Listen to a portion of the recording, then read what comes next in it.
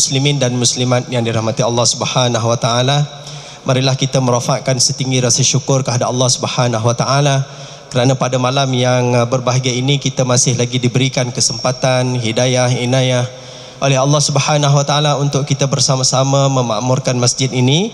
Dan alhamdulillah pada malam ini acara yang kita telah wawarkan bersama, iaitu kita adakan forum bicara bersama dengan dua ahli panel yang kita bawakan pada malam ini. Bagi pihak Masjid Al-Mukarramah, seluruh jawatankuasa, kami mengalu-alukan seluruh yang hadir pada malam ini. Alhamdulillah, saya lihat kehadiran pada malam ini, saya ingat perhimpunan yang kedua teramai selepas daripada Ramadan baru-baru ini. Masya Allah, dengan wajah-wajah anak muda yang memenuhi dewan kita. Saya rasa inilah wajah-wajah yang sangat orang kata merindui suasana-suasana yang sebegini untuk meraihkan majlis ilmu bersama dengan ahli panel kita. Yang pertamanya adalah Ustaz Muhammad Ibrahim, ataupun lebih dikenali dengan Ustaz Mat Cina, yang bersama dengan kita pada hari ini berbaju merah, menceriakan suasana kita insya-Allah. Dan ahli panel seorang lagi kita masih lagi menanti. Tadi kita telefon dia dalam perjalanan ke sini, sudah sampai di Sungai Besi, dan insya-Allah saya ingat Sungai Besi ke sini lebih kurang dalam 20 minit ke 25 minit insya-Allah akan sampai lah. Kok mana pun kita bersama dengan Ustaz Mat Cina, ataupun dia kata kat saya tadi, dia bolehlah kalau nak panggil dia Abang Long Cina. Ya, sini pun saya rasa di Bandar Seri Damansara ni ramai Abang Long ni di sini ya. Semuanya nak menunjukkan kealungan ya. Baiklah muslimin dan muslimat yang dikasihi sekalian, Ustaz Mat ini bukan asing bagi kita, dan kita pernah bersama dengan beliau di sini. Saya ingat pada satu waktu dulu ketika beliau memberikan syarahan di sini, kita pun sangat gembira. Ahli-ahli karya sangat gembira dengan pendekatan dakwah yang dibawa oleh Ustaz Mat kita. Dan kita memang kenali Ustaz Mat ini seorang yang versatile, selalu melaksanakan aktiviti dakwah bersama dengan masyarakat. Tidak kira lapisan masyarakat, beliau bersama dengan artis, beliau bersama dengan golongan gelandangan, bersama dengan golongan marhain, mak motor, anak-anak muda, bersama dengan seluruh lapisan masyarakat. Alhamdulillah, kita dapat membawa beliau bersama dengan kita pada malam ini. Dan untuk makluman muslimin dan muslimat sekalian, syarahan ataupun program kita pada malam ini dibawakan secara langsung dan live stream dalam video ini ya. Jadi tuan-tuan, puan-puan muslimin dan muslimat, lepas pada ni kita punya acara ini kita boleh tengok balik dalam YouTube yang akan dimasukkan oleh sahabat kita dalam internet nanti ya. Itulah saya rasa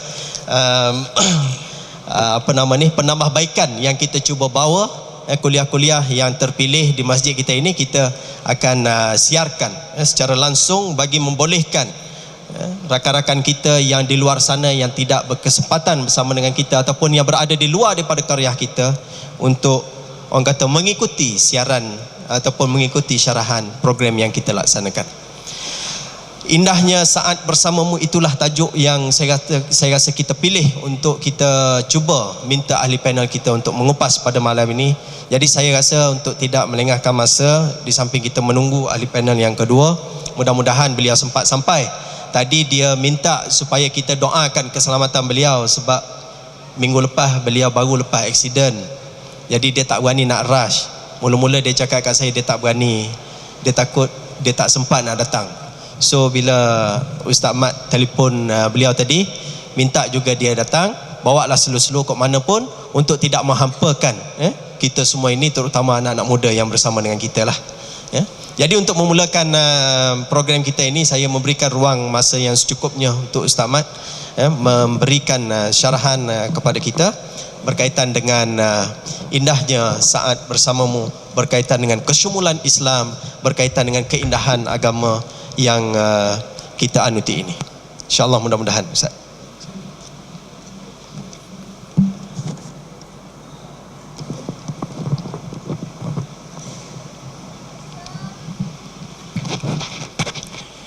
Bismillahirrahmanirrahim. Assalamualaikum warahmatullahi wabarakatuh.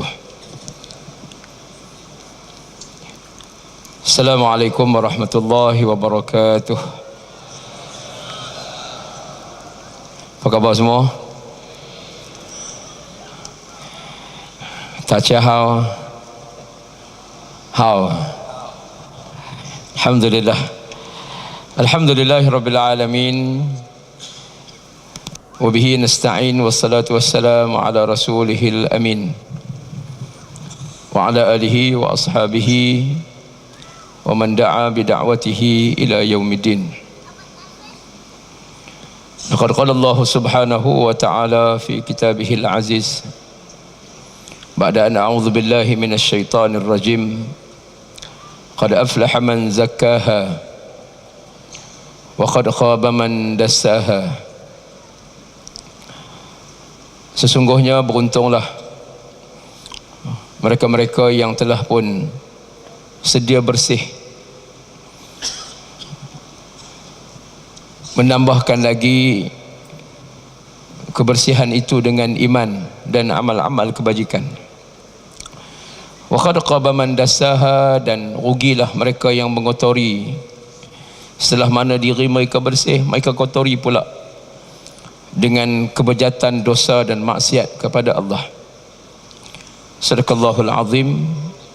Dimuliakan Fadil saudara moderator Fadil Profesor Madya Dr. Muhammad Roslan Muhammad Noor, seluruh ahli jawatan kuasa Masjid Al-Mukarramah, abang-long semua, para peminat Abang Long Fadil, dan seluruh muslimin dan muslimat, tuan-tuan guru, para alim ulama, muslimin dan muslimat, ibu ayah, adik kakak, anak-anak yang saya kasihi, mudah-mudahan dirahmati Allah Subhanahu wa taala. Pertama dan selamanya alhamdulillah, syukur pada Allah.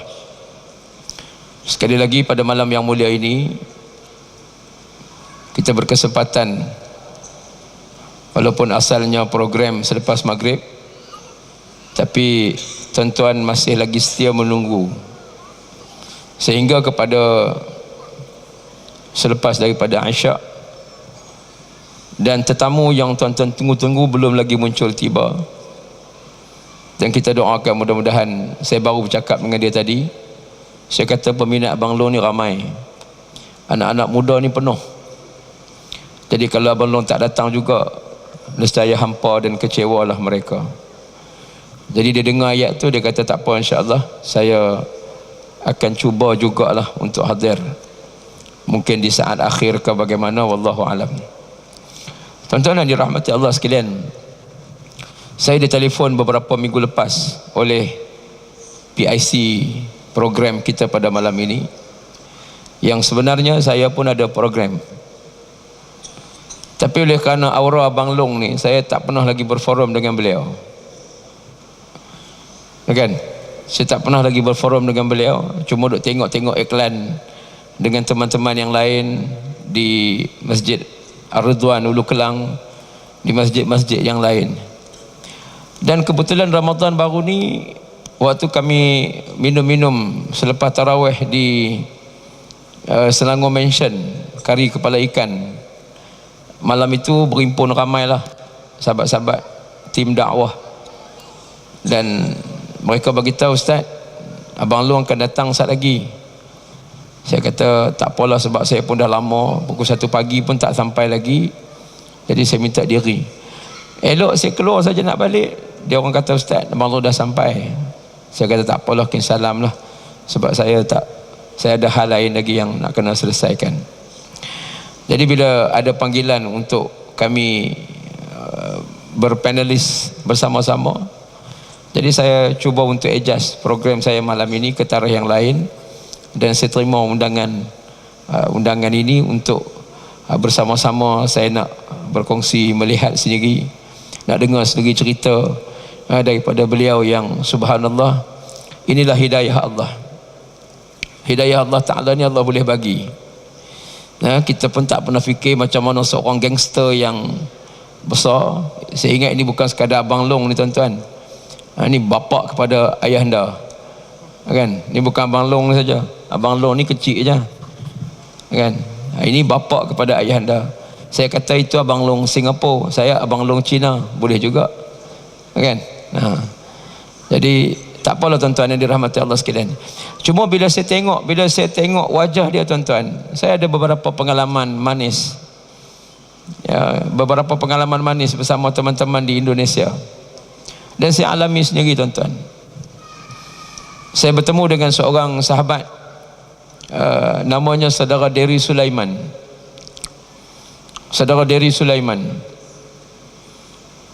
Dery ini tuan-tuan orang yang asal dididik oleh mak ayah sebagai untuk masuk pesantren, untuk masuk bidang agama, masuk pondok. Tapi entah bagaimana dia tersasar dan dia ni jadi tubuh ataupun terlalu minat dengan rock metal, Metallica, rock keras, sehingga kan dia belajar sungguh-sungguh main gitar dan dia pandai. Tubuh kumpulan rock di Bukit Tinggi, kecil-kecilan.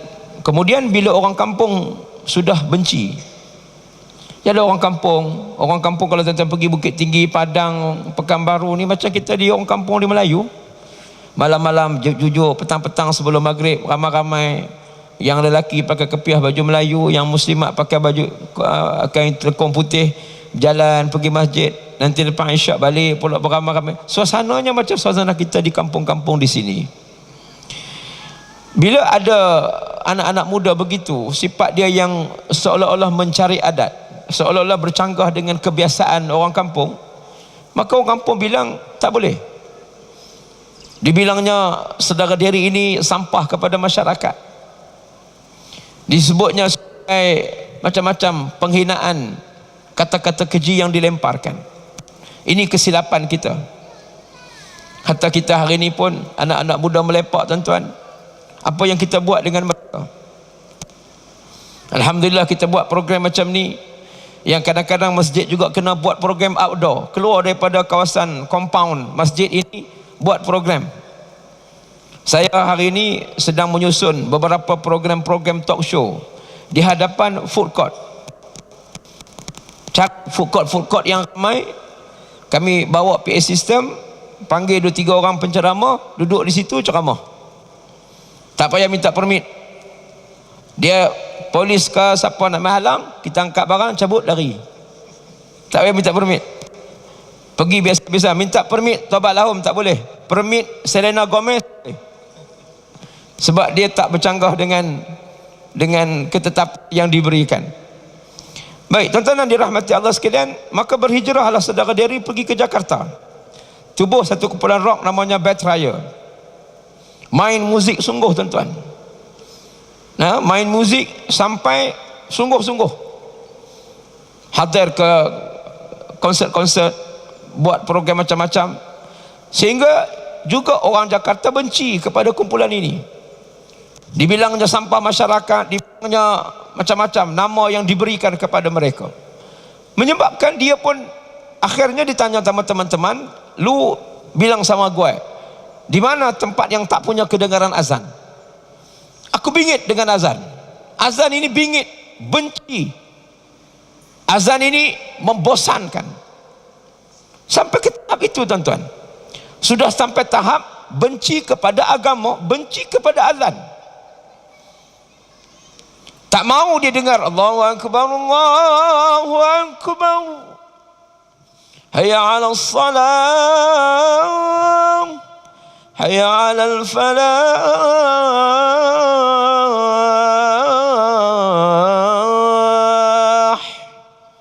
Tak mau dia tuan-tuan. Sedangkan itulah sebaik-baik panggilan, sebaik-baik seruan, azan. Panggilan untuk kita membesarkan Allah, panggilan untuk kita menyahut bersama-sama salat mengingati Allah, panggilan untuk menuju kepada kejayaan. Orang yang salat itulah orang yang paling berjaya. Maka teman bilang, lu Derry, kalau lu tak mau dengar solat, tak mau dengar azan, lu pergi aja ke Bali. Bali kamu takkan dengar azan. Lalu diambilnya tiket pesawat, terbang terus ke Bali, dan duduk di Bali 12 tahun. Sampai di Bali tuan-tuan, setahun 2 tahun seronok dia. Kenapa? Karena dia tak bisa dengar azan. Tak ada panggilan-panggilan azan untuk nak mengajak dia mengingati Allah, tak ada. Hidup dia tuan-tuan, dia kata bebas sebebasnya waktu itu. Dia bisa buat bisnes, namanya bisnes apa? Lumaga. Apa nama lumaga? Lu lah. Orang Indo ni tuan-tuan, orang Indonesia dia suka short form. Warung telefon, wartel. Kan? Warung telefon itu wartel. Warung internet namanya warnet. Jawa Timur, Jatim. Jawa Barat, Jabar. Jawa Tengah, Jating. Mau apa lagi? Semua ada. Maka di short formkan semua itu. Kemudian maka dia buat bisnes namanya lumaga. Apa lumaga? Lulu, M-M-A. M maksudnya mau. A apa? G gua, A ada. Lu mau apa? Gua ada. Lu mau apa? Lu mau arak, gua kasih lu arak. Lu mau perempuan, gua kasih lu perempuan. Lu mau apa lagi? Lu mau narkoba, dadah, gua kasih lu narkoba. Lu mau patung, gua kasih lu patung. Kalau tuan-tuan pergi Bali, tuan-tuan tahulah. Saya baru balik Bali sebelum Ramadan lepas. Ya, tengok sendiri macam mana dakwah, macam mana suasana di sana. Lu tatu, gua kasih lu tatu. Tak ada masalah. Lu mau apa? Gua apa? Lu maga. Lu mau apa? Gua ada. Gua kasih sama lu.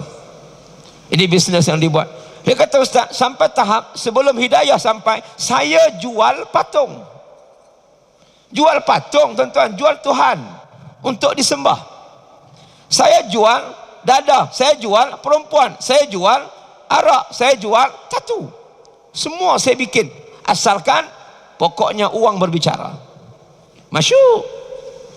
Janji masyuk. Tak kira halal, tak kira haram, tak kira siang, tak kira malam. Janji masyuk. Bila dia cuba nak melari diri daripada hidayah Allah datang cari dia. Hidayah Allah ni dia cari, Allah ni dia pilih. Yahdi man yasha'u ila siratim mustaqim. Wallahu yad'u ila daris salam, kata Allah. Dan dialah Allah yang mengajak manusia semua ila daris salam. Mana daris salam? Mana daris salam? Adik, mana daris salam? Brunei. Hei. Apa kira dengar Darussalam Brunei? Bukan Brunei. Mana Darussalam? Mana? Hati. Hoi. Mana hati pula? Darussalam mana? Allahumma antas salam wa minkas salam wa ilaika ya'udus salam fahayyina rabbana bis salam wa adkhilnal jannata daras salam wa adkhilnal jannata daras salam. Ya Allah, masukkanlah kami ke dalam syurga darus salam, tempat yang paling selamat. Tuan-tuan, dunia ni tak selamat tuan-tuan. Gangster banyak. 2 hari lepas di setapak, dia tembak. Saya dimaklumkan, kawan saya duduk di public bank, dia kata India yang bawa kereta yang kena tembak tu baru ambil kereta beberapa hari, installment pun tak mula bayar lagi daripada bank public bank. Siapa public bank dia tahu, tanya tengok.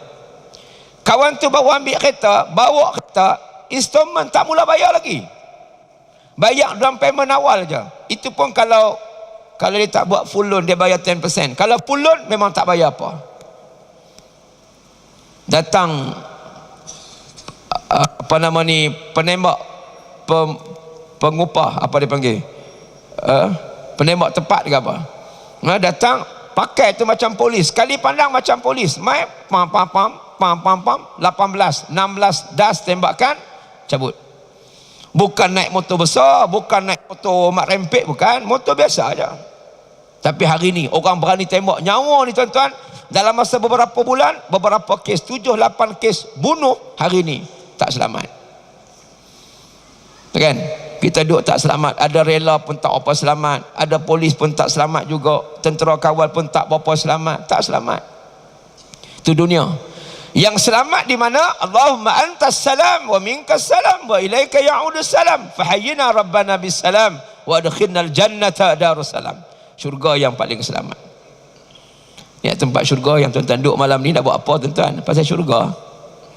Kita duduk berjumpa malam ni kerana kita nak cari redha Allah. Daripada redha Allah kita boleh masuk syurga. Bukan ada benda lain tuan-tuan. Baik, itulah hidayah Allah. Yahdi man yasha. Allah kata wallahu yad'u ila daris salam wa yahdi man yasha. Dialah Allah yang memberikan hidayah petunjuknya kepada sesiapa saja yang dikehendaki. Allah nak bagi ni tuan-tuan. Allahu akbar. Allah boleh bagi. Saudara Derry ni tuan-tuan rock kapak, bukan rock biasa. Sampai tahap tuan-tuan dia punya minat muzik ni tuan-tuan melebihi daripada dengarnya azan. Dan akhirnya tuan-tuan dia didatangi beberapa kali oleh pendakwah-pendakwah yang hebat. Pendakwah datang ajak dia bicara tentang soal keimanan, bicara tentang soal ketuhanan, bicara tentang soal apa lagi? Soal keimanan kepada Allah, tentang kehidupan di mahsyar. Dunia ni sementara, tak ada apa pun. Semua kita duduk ni sementara. Masjid yang tersergam indah sementara. Rumah yang dibuat di puncak bukit, di tempat-tempat tinggi yang cantik, yang indah-indah. Allahu akbar. Saya banyak lalu kawasan-kawasan rumah perumahan elit tuan-tuan. Kadang-kadang tengok, ya Allah, mereka ni nak hidup, mereka ni tak macam tak mau mati ke ya Allah. Tuan-tuan pergi Miri tuan-tuan, satu bandar Miri ni tuan-tuan. Dalam bandar Miri ada rumah yang paling besar, rumah dia 80 bilik. Apa dia nak buat tuan-tuan? Anak 3 orang, rumah 80 bilik. Mungkin setiap bilik ada gundik, wallahualam. Nak naik ke rumah dia ada flyover, macam flyover Istana Negara, yang dikelilingi dengan pokok-pokok, bunga-bungaan yang cantik, yang menarik. Kita boleh pergi tengok dekat Bandar Miri. Di Esplanade ke apa nama, saya tak tahulah. Satu toke Cina mewarisi kekayaan gangsterism bapak dia. Hari ni ada satu banglo besar di puncak bukit dan dia memiliki 80 bilik. Saya kata, depa tak mau mati ke? Hang kaya macam mana pun nanti mati masuk dalam kubur. Yang tu je 6 kali 4. Tak ada kaya kubur dia mesti 80 kali 50 lot banglo. Tak ada tuan-tuan.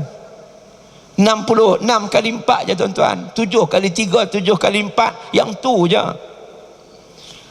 Al-qabru awwalu manazil. Kubur ni apa dia? Kubur ni singgahan pertama. Rumah pertama sebelum kita menuju pertemuan dengan Allah Subhanahu wa taala. Maka bila dia cerita begitu kepada dia, ditimbul satu persoalan. Saudara Derry tanya balik kepada pendakwah. Tanya apa tuan-tuan? Dia tanya, tuan, macam mana kalau saya nak solat tapi saya tak boleh tinggal muzik? Sedangkan orang kampung saya bilang, lu kalau lu mau solat, lu mesti tinggal muzik. You pilih salah satu. You nak solat, lu nak solat, atau lu nak tinggalkan muzik. Muzik haram, lagu haram, gitar haram, semua haram. Orang kampung. Sedangkan dia jiwa dia terlalu besar untuk muzik. Maka apa jawab pendakwa yang hebat? Pendakwa yang hebat dia jawab apa? Dia kata, muzik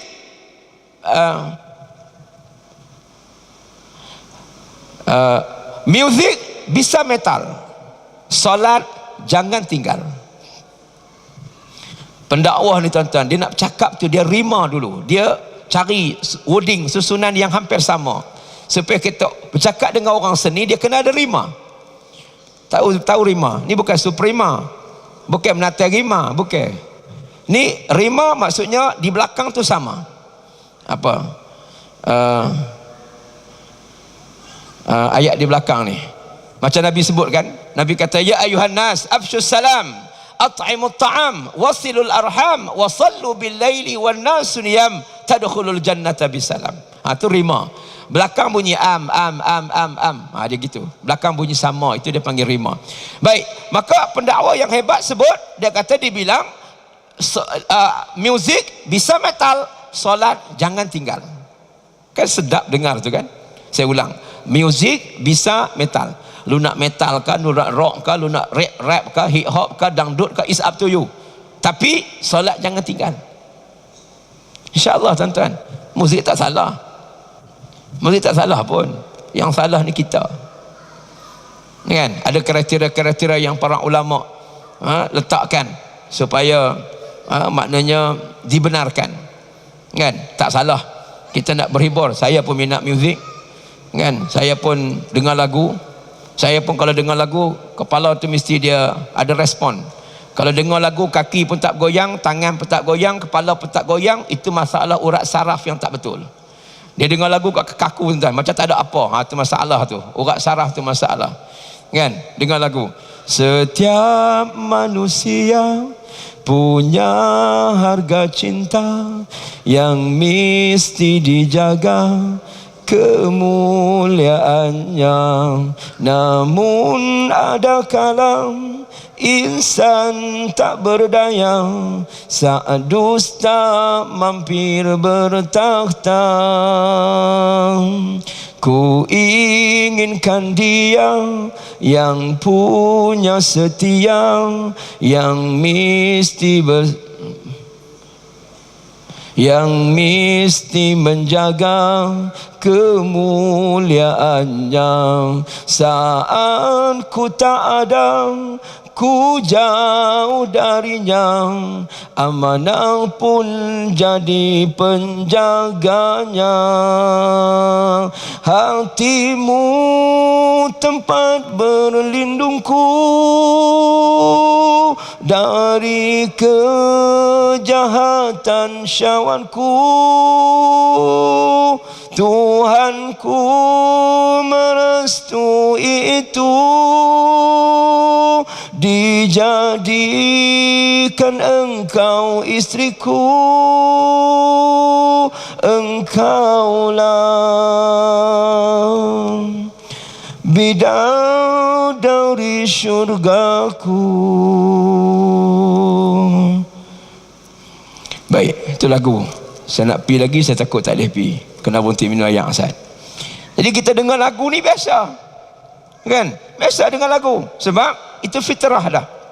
Allah buat begitu dah. Ada satu part-part dalam tubuh badan kita ni, ada satu part yang memang suka kepada seni dan hiburan. Baik. Jadi bila sampai kepada tahap itu, dia bilang muzik bisa metal, solat jangan tinggal. Kemudian datang pula teman dia. Teman kepada saudara dia datang, tanya balik kepada pendakwa yang sama, tuan, macam mana kalau saya mau salat dalam keadaan badan saya bertatu? Ni saudara Derry cerita pada saya tahun lepas. Dia nak salat tapi badan bertatu, macam Abang Long Padil.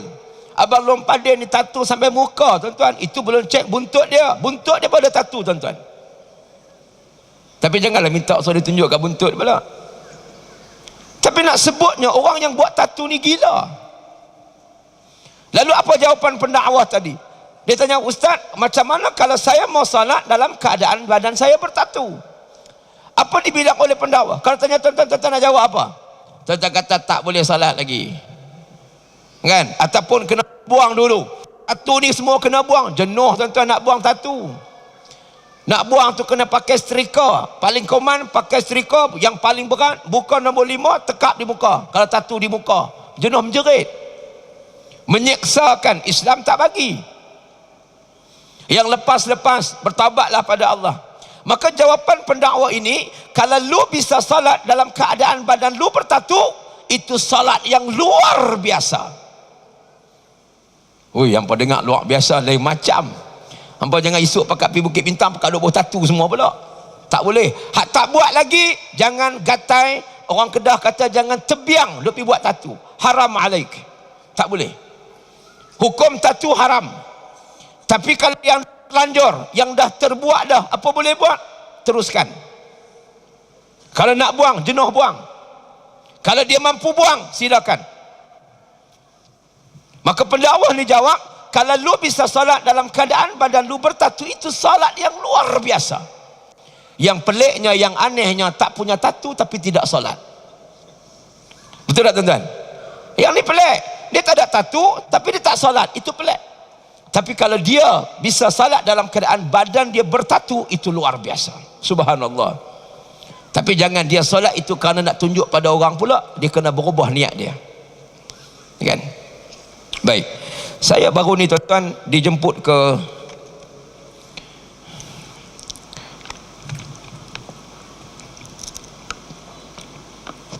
dia, kalau sedap lagi ni ada teh panas tang ni. Lain kali tuan-tuan kena buat teh panas satu tuan-tuan. Saya pergi ada satu surau dia buat kopi O. Tu pelik juga. Dia buat kopi O, penceramah mai dia buat kopi O tak depan. Jadi penceramah tu boleh minum sebab ayat panas ni dia carakan sedikit. Suara-suara yang serak-serak basah ni tuan-tuan. Sebab dia nak nyanyi 5 lagu lagi depan ni. Jenuh tunggulah Abang Long Pak dia tak main lagi tuan-tuan. Nak buat apa menyanyilah kita lagi.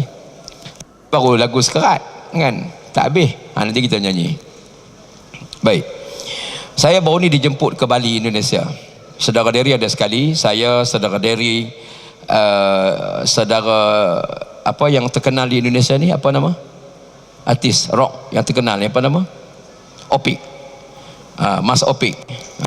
Saudara Opik ada sekali. Saudara Dik Doang. Dik Doang ni tuan-tuan, tuan-tuan boleh tengok dalam internet. DIKDOANK. Saudara dia Dik Doang, seorang yang artis yang serba boleh, luar biasa. Rumah dia tuan-tuan ada mini studio. Rumah dia ada studio dan mini pawagam di rumah dia. Punya minat terhadap muzik, tapi syarahan dia terhadap agama ni dia tuan-tuan. Sangat hebat. Pakaiannya versatile. Dia tak pakai jubah, dia pakai slojing macam dia artis juga. Dia pakai kopiah yang macam rappers. Tapi dia seorang yang hebat dalam bicara dan dalam pengamalan agamanya. Saya juga bersama dengan saudara Rehan daripada kumpulan Kangen Band di Jakarta. Kalau tuan-tuan pernah dengar lagu Kangen Band, itulah dia. Dan beberapa teman artis yang lain. Kami ada satu program namanya program di LPS, dipanggil Lembaga Pemasyarakatan. Saya pun tak tahu program apa. Saya dijemput mula-mula, saya ingatkan itu program konsert dan sebagainya. Rupanya tak tuan-tuan. Kami bertemu dengan hampir 1,000 orang banduan di penjara besar Bali. LPS ni dipanggil LP. LP Lembaga Pemasyarakatan, itu adalah penjara di Bali. Dan itulah pertama kali saya masuk dakwah di penjara. Walaupun saya teringin nak masuk dakwah di penjara-penjara Malaysia ni tuan-tuan, tapi belum sampai lagi. Tapi kali pertama itu saya dibawa ke penjara Bali bersama dengan artis-artis yang lain yang terkenal, Masya Allah. Dan suasana di penjara ni tuan-tuan, tabarakallah, berbeza sangat dengan kita. Di Indonesia ada sampai tahap satu orang hamba Allah minta dengan pengarah penjara untuk kekal dalam penjara walaupun habis tempoh tahanan. Dia menjalani penahanan di penjara selama 10 tahun. Habis tempoh, dia sepatut keluar. Dia minta izin nak keluar, nak duduk sampai pelik tuan-tuan, sampai kiamat tak nak keluar. Kalau kita ni minda, kita kata betul lah dia tak nak keluar sebab duduk dalam penjara.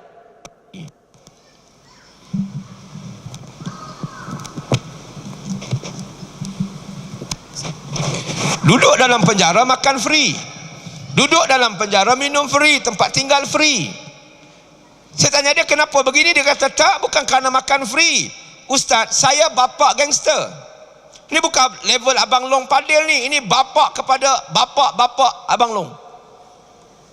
Ini bukan level biasa tuan-tuan. Dia kata Ustaz, kalau saya keluar nanti kereta bersusun datang jemput saya. Saya tak nak keluar kerana apa? Saya nak khidmat dalam penjara. Dia minta izin, tak payah bayar gaji, cuma bekalkan tempat penginapan dan makanan. Dia nak khidmat dalam penjara kerana apa? Kerana dalam penjara dia bisa salat sunat, dia bisa salat fardu, dia bisa salat puasa sunat, dia bisa baca Quran. Entah berapa kali dia khatam Quran, wallahu taala alam. Kalau saya keluar Ustaz, keluar saja daripada penjara, belum tentu saya dapat lakukan apa yang saya pernah, yang saya selama ini mencari ketenangannya, yang saya ketemu dalam penjara ini. Allahu Akbar. Ada kita jumpa dalam penjara tuan-tuan, keluar daripada penjara bisa hafal 30 juz Al-Quranul Karim. Duduk dalam penjara boleh hafal Quran, masuk penjara baca Quran pun tak pandai. Habis tempoh tahanan 10 tahun boleh hafal 30 juzuk Al-Quranul Karim. Allahu Akbar. Ada di penjara di Pasantren, di Pekalongan, di Jawa Tengah. Saya nak hadir lepas ni insya-Allah. Ya, di Pekalongan, di Jawa Tengah Indonesia, sekitar Jogja ke atas, ada penjara yang dalam penjara ada pesantren. Maknanya keluar daripada penjara boleh baca kitab, boleh mengajar, boleh ceramah dan sebagainya. Allahu Akbar. Ini benda yang berlaku. So bila kita buat program, kita santuni mereka, kita ajak mereka supaya bersama dengan Allah, supaya bersama dengan Islam. Kamu duduk dalam penjara, inilah tempat untuk kamu koreksi diri, tempat untuk kamu menempah syurga Allah Subhanahu wa taala. Di luar lagi belum tentu. Mereka yang berada di luar belum tentu lagi boleh masuk syurga. Insya-Allah kamu yang duduk dalam penjara boleh masuk syurga Allah Subhanahu wa taala. Semangat mereka tuan-tuan. Kita motivasikan mereka. Walaupun mereka bersalah menjalani hukuman, pelbagai hukuman di sana, tetapi insya-Allah atas sifat kamu sebagai seorang Muslim, kamu bisa untuk masuk syurga Allah Subhanahu wa taala. Maka tuan-tuan yang dirahmati Allah, habis program saya di penjara, saya dibawa oleh Mas Dery ini untuk pergi ke pantai.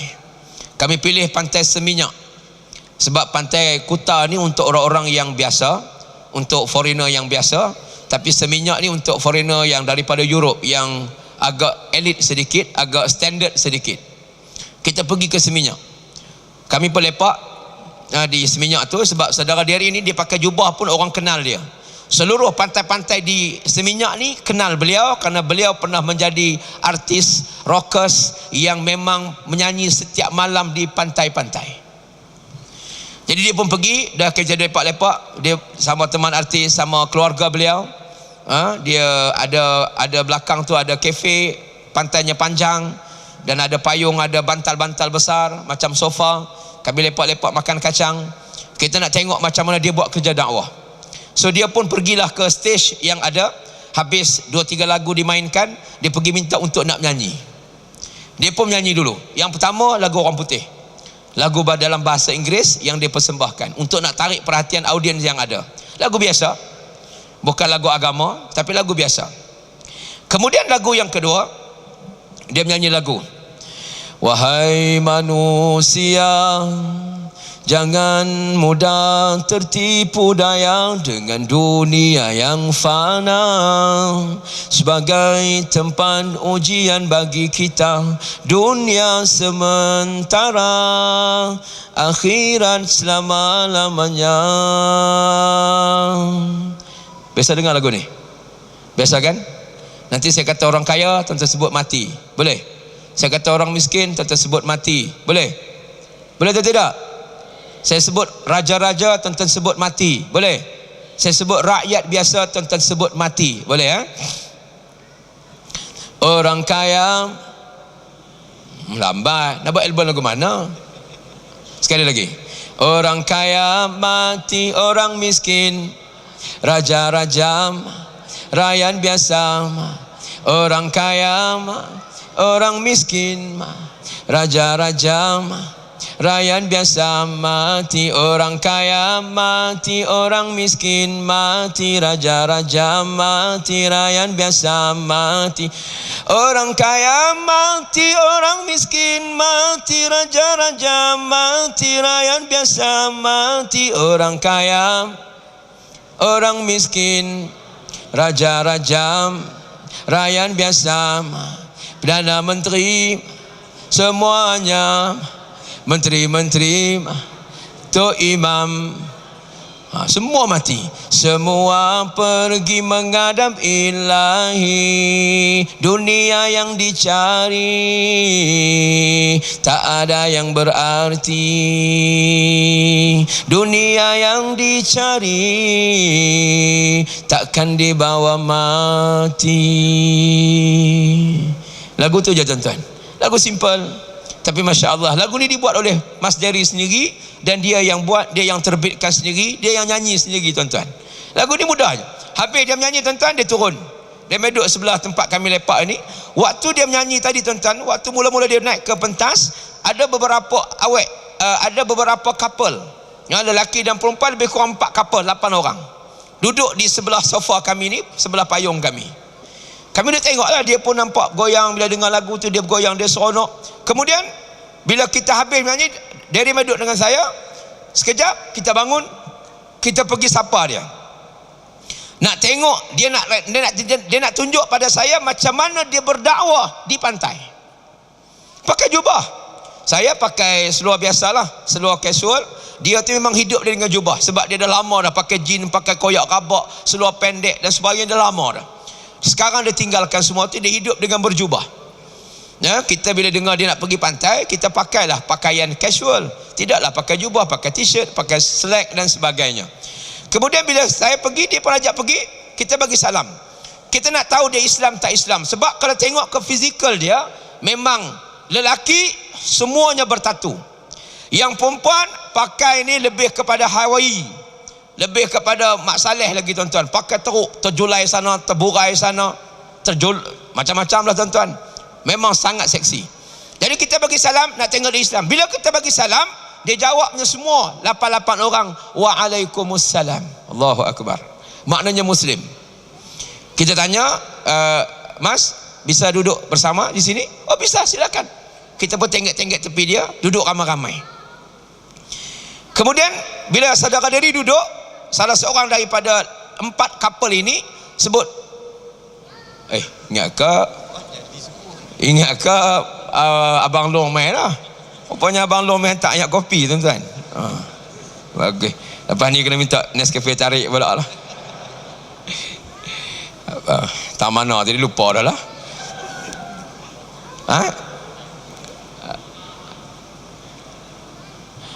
Kita pun duduk tepi. Bila duduk tuan-tuan, dia pun tanya, dia kata, bro, lu punya lagu sedap lah, dia kata. Dia kata, dia tak kenal saudara Derry ni vokalis, saudara Derry ni gitaris, dia boleh belaka. Memang sedap lah kawan tu, memang artis pantai, lama dah. Dia pun sebut, dia kata, sedap, bagus, dia puji semua. Bila dah dia puji begitu, saudara Derry sudah dapat entry point. Bila kita nak berdakwah ni kena ada entry point. Macam mana kita nak masuk, angle mana kita nak masuk dulu. Bila kawan tu dah puji, maka sudah ada entry point. Maka dia pun sebut, dia kata, bro, dulu gue pun sama macam lu juga.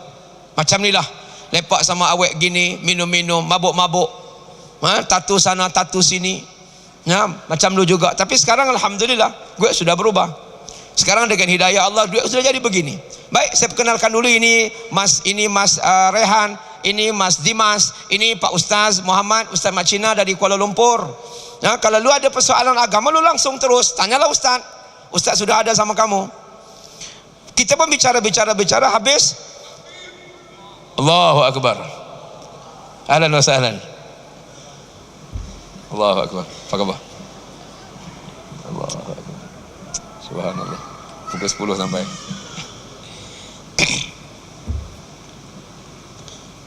Fadal. Suara macam ustaz yang saya terus. Allahu Akbar. Saya terus gigi. Baik. Kemudian tuan-tuan, bila dah begitu, dia terus tanya sama saya, tuan-tuan, si lelaki yang bertanya ini di seluruh badan dia punya tatu, cuma tak macam abang, tak macam Abang Long kita, di mukanya ada, di sana tidak ada muka, tapi di lehernya, di badannya, di lengannya, di kakinya, di seluruh badan punya tatu. Dibilang sama saya, dia kata, Pak Ustaz, saya ada satu soalan. Dia kata, Pak Ustaz, macam mana kalau saya nak solat tapi badan saya bertatu? Saya nak solat tapi badan saya bertatu. Dulu Pak Ustaz, waktu dulu saya mabuk, sekarang masih mabukin. Dulu saya mabuk, sekarang masih mabuk. Di tangan ni tuan-tuan masih memegang Heineken, masih pegang lagi Tigers, pegang botol arak, sambil duduk dengan ceweknya, sambil minum berpelukan dan sebagainya. Disebut macam mana ustaz? Dulu waktu saya mabuk, teman bikin tatu di lengan. Kemudian bila saya nak pulang, bila saya pulang ke rumah, teman-teman lain, lu tak bisa salat lagi. Lu tak bisa salat lagi. Kenapa? Sudah ada tatu. Bagaimana air nak meresap masuk ke dalam, lu punya rongga-rongga dalam tangan kamu ni tak boleh masuk. So dia kata, alang-alang kalau tak boleh salat, saya sudah pasti saya masuk neraka. Alang masuk neraka, saya tatu seluruh badan. Tuan-tuan, ini berlaku depan saya. Kemudian gimana ustaz? Saya mau salat. Saya kata teruskan salat. Saya kata insya-Allah Allah Taala terima. Salat terus, belajar salat dan salat dengan baik, ambil wuduk macam biasa, salat. Kan? Kamu tak perlu lagi nak rasa apa-apa, minta dengan Allah. Allah Taala Maha mengampun. Innallaha tawwab. Allah itu tawab, Allah itu ghafur, wallahu ghafurur rahim. Allah senantiasa mengampun. Allah ni bukan sekadar Allah ghafir, sifat Allah yang Maha Pengampun, tetapi Allah itu ghafur, Allah senantiasa mengampun. Minta Allah. Tuan-tuan, hinikan botol arak yang dipegang dilepaskan. Cewek-ceweknya kata, betul Pak Ustaz. Ya betul. Kami yang begini masih lagi bisa diterima Allah. Ya masih diterima Allah. Sebab saya sudah ada jawapan diberikan oleh Mas Jari sebelum daripada ini. Subhanallah. Jadi saya jawab dengan begitu mudah. Saya sebut perkataan yang sama. Kalau lu bisa salat dalam keadaan badan lu bertatu, itu salat yang luar biasa. Tapi yang peliknya, yang anehnya, tidak punya tatu, tidak salat kepada Allah Subhanahu wa taala. Jadi sebab itu tuan-tuan yang dirahmati Allah Subhanahu wa taala sekalian, inilah hidayah Allah. Tuan-tuan, mereka gembira, mereka ambil nombor telefon kami, mereka ambil Facebook, alamat dan sebagainya, kita berhubung. Dan masya-Allah hari ini alhamdulillah mungkin mereka teruskan hubungan dengan saudara Zaid Derry, dan mungkin saya rasa telah pun berlaku suatu perubahan besar dalam kehidupan mereka sendiri. Jadi ini yang dikatakan hidayah Allah. Hidayah Allah Ta'ala ini, yahdi man yasha'u ila siratim mustaqim. Allah Ta'ala boleh pilih daripada siapa sahaja, dengan siapa saja Allah Ta'ala nak memberikan hidayahnya. Sebab itu tuan-tuan semua di kalangan yang terpilih, dipilih oleh Allah Subhanahu wa taala untuk sama-sama kita berada dalam majlis ilmu pada malam ini. Masya-Allah, hasil kemenangan tarbiyah Ramadan yang disebut oleh Tuan Nazir kita, tuan-tuan, Prof kita sebut bahawa suasana malam ini macam suasana beradanya kita di bulan Ramadan yang lalu. Subhanallah. Kan sonok tengok kalau jemaah malam macam malam ni setiap malam, tuan-tuan. Allahu Akbar. Ini satu petanda kemenangan yang besar di sisi Allah.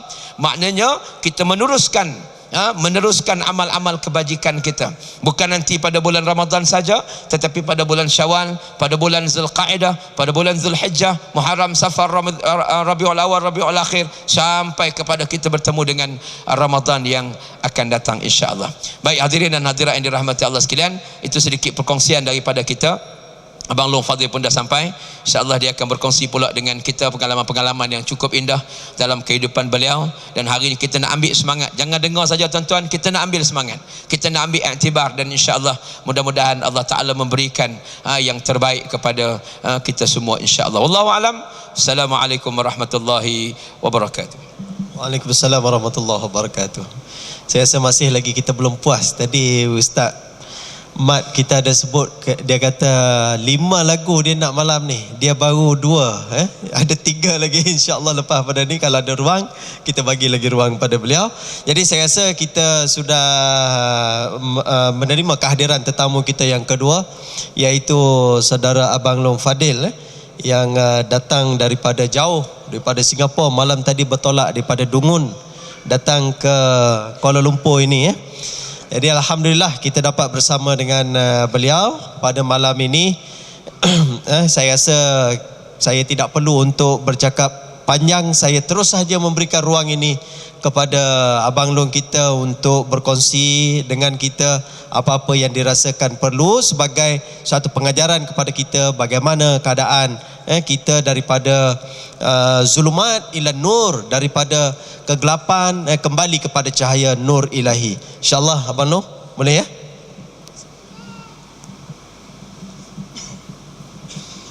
Bismillahirrahmanirrahim. Assalamualaikum warahmatullahi wabarakatuh. Mohon maaf ya. Salah saya juga. Saya tak overlook. Sampaikan saya in the rush. Kang Gabut. Salah saya, maafkan saya. Kan? Saya mengucapkan terima kasih pengurusi di sini dan imam di sini, ustaz di sini dan ahli panel dan ustaz, dan kepada puan-puan dan tuan-tuan sanggup tunggu kan, walaupun saya lambat. Saya mengucapkan terima kasih. Allahumma salli ala Muhammad.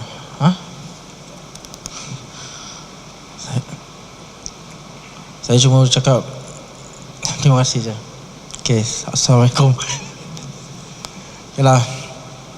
Saya Muhammad Fadil bin Husin, tinggal di Singapura, usia umur 29 tahun, single. Kan? Declare dulu lah, saya declare dulu. Takut orang tanya kan, tak payah repeat lagi sekali. Saya tanya dulu, cakap dulu. Single, 29 tahun, di Singapura.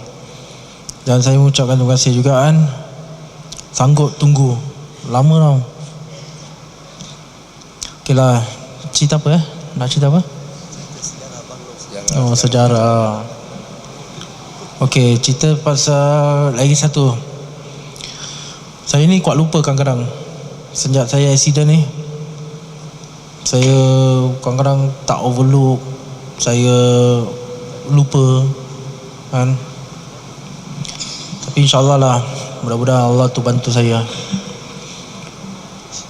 Satu ya, tak usah agung-agung saya Abang Long Fadil ke agung-agung saya tak mampu nak kasih pahala dan rezeki.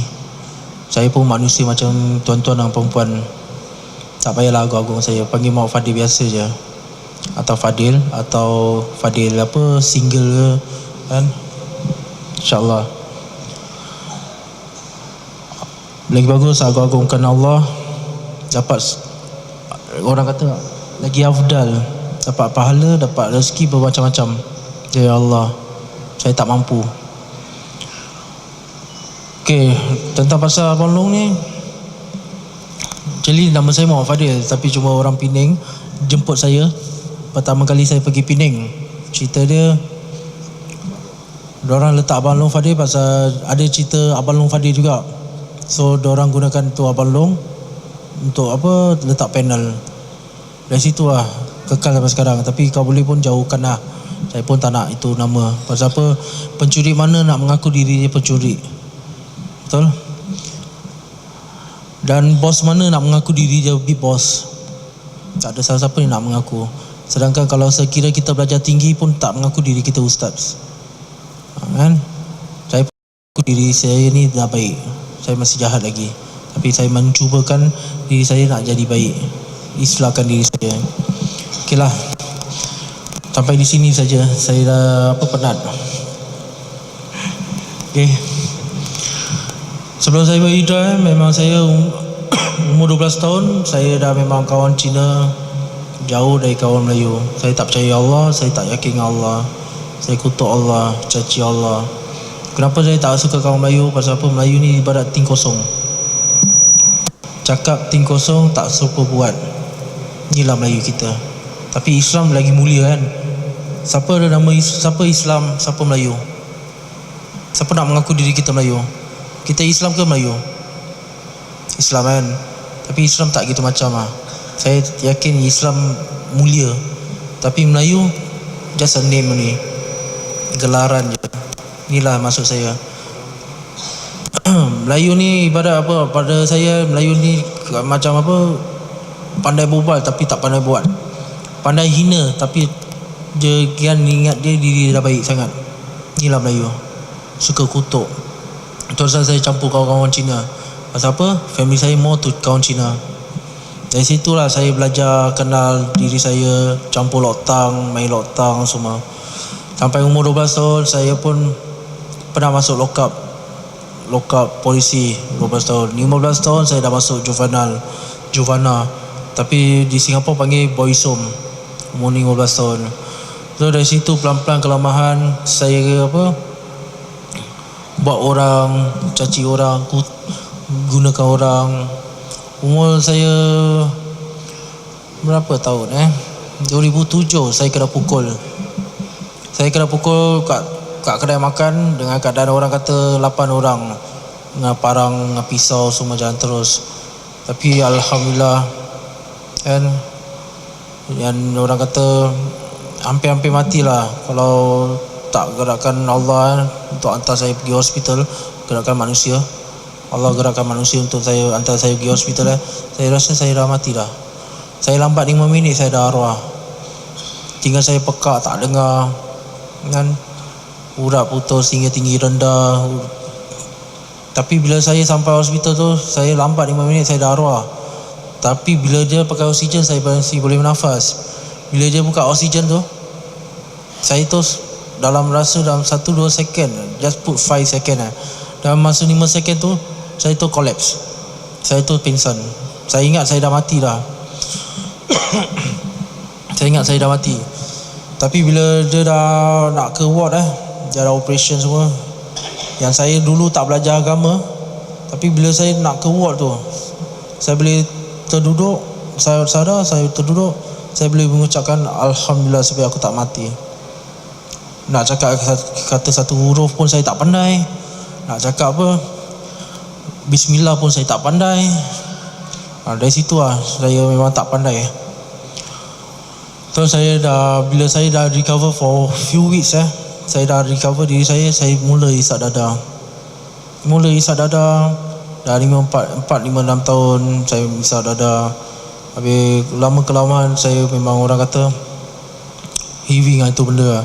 Satu hari ni yang pelik sangat, saya isap sabu, saya boleh ingat Allah. Dah lama gitu, macam lama, baru sekarang yang saya isap ni saya boleh ingat Allah. Saya boleh ajak kawan saya yang bersama dengan saya untuk solat. Saya boleh baca, sedangkan saya tak tahu baca pun.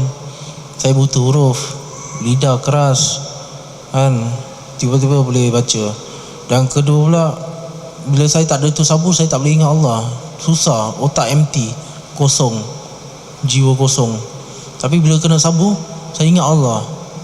Tu saya bikin satu nekat diri saya dah tak nak isap sabu lagi. Saya benci dengan ni benda. Pasal apa? Pelik lah. Saya punya life is enjoy sana sini, perempuan sana sini, dada sana sini. Tapi bila saya dada, macam ingat Allah je, benci lah. So saya kian nekat diri saya dah tak isap. Lama-kelamaan tahun 2015 saya mimpi kiamat. Bulan 2 tak salah saya mimpi kiamat. Seperti saya kat tepi pantai dengan orang kata enjoy arak, perempuan, kawan lelaki. Kali saya ujung sana, saya nampak seperti laut dalam tingkat 8 ke tingkat 8 sampai tingkat 9 gitu setingginya, nak mengalir kat tempat yang kita mana tempat enjoy. Saya dah nampak, saya pekik kat kawan saya, jom lari, kiamat dah datang. Kawan saya buat bodoh. Saya lari seorang. Bila saya lari seorang, saya tergerak hati untuk toleh ke belakang. Bila saya toleh ke belakang tu, laut tu tak ada. Saya pun rasa macam apa ni. Bila saya sadar pukul 1-2 lebih pagi, saya rasa takut semacam. Dia punya takut beza dengan kita gaduh punya takut. Ni punya takut macam saya dapat rasa yang besok ni saya punya time untuk mati. Saya ada rasa yang orang nak bunuh saya. Itu yang sampai saya takut tak keluar sebulan rumah. Tak keluar rumah sebulan. Sampaikan saya takut semacam. Sampaikan 1 bulan tu, satu hari ni kawan saya dengan kawan sekolah, dia senior saya. Dia datang rumah kawan saya, dia ajak saya solat. Bila dia cakap jom solat tu kan, seperti macam satu batu hentak kepala saya untuk saya berfikir. Jangan ingat kita duduk rumah tu kita selamat. Jangan ingat kita duduk rumah kita selamat dari kebunuh, mati ke apa. Kita keluar pun mati. Dari situ saya terfikir, dalam rumah pun boleh mati, keluar rumah pun boleh mati. Ajal tu datang mana-mana pun boleh. Corok-corok mana pun dia boleh datang ambil kita. Itu yang saya terfikir. Kawan saya ajak saya solat, saya solat. tapi saya tak yakin Allah. Solat istiqamah 2 minggu 3 minggu kat dalam masjid, tak putus, subuh sampai isyak semua komplit, tapi tak yakin Allah, masih ragu-ragu. Bila saya after 2 to 3 weeks saya jumpa jemaah tabligh. Yang orang kata apa, jemaah tabligh menyusahkan orang, kena halau kat masjid, tak kasih itikaf kat masjid, kena kutuk, cakap tabligh ni macam minta duit itu sana sini.